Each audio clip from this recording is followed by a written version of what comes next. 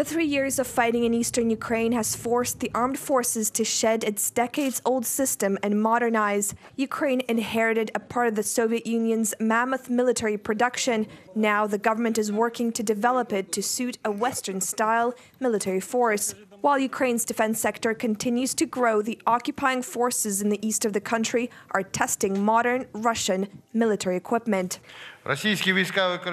Russian forces are using the occupied territories to test their new military hardware. Since the start of the fighting, Ukraine has lost more than 10,000 people. More than 2,000 of them were servicemen.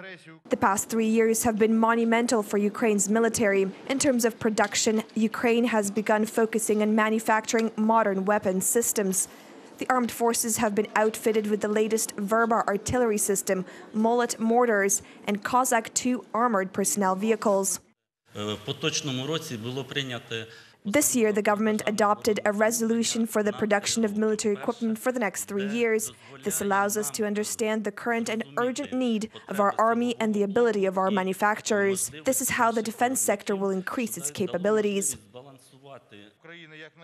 Ukraine is one of the top 10 arms exporters in the world. In 2016, Ukraine was ranked 9th ahead of Israel and just below Spain and Italy, according to the Stockholm International Peace Research Institute.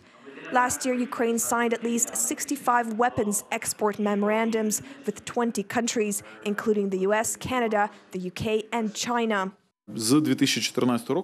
Starting from 2014, we only sold new products. In 2015, we exported nearly $600 million worth of Ukroboronprom products. In 2016, we increased export by nearly 25%. We sold products worth $750 million. The portfolio of export orders amounted to almost $500 million. This means the currency flow will increase over the next 2 years. The projected growth of exports of defense products in 2017 is estimated between 15% to 20%. NATO has been one of the driving forces of reforms within the Ukrainian armed forces. Currently, the military alliance is playing an advisory role, which aims to enhance and develop Ukraine's defense potential.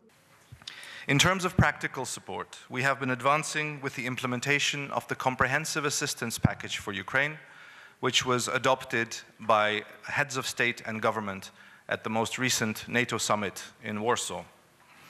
The package contains more than 40 tailored measures in 13 key areas and is therefore really a complex response to a very complex and evolving security situation that Ukraine is facing. Since the start of the war in eastern Ukraine in 2014, the country's armed forces have seen a drastic change, and the defense industry has seen a significant improvement. Last year, almost 5% of the GDP was generated by the country's arms industry.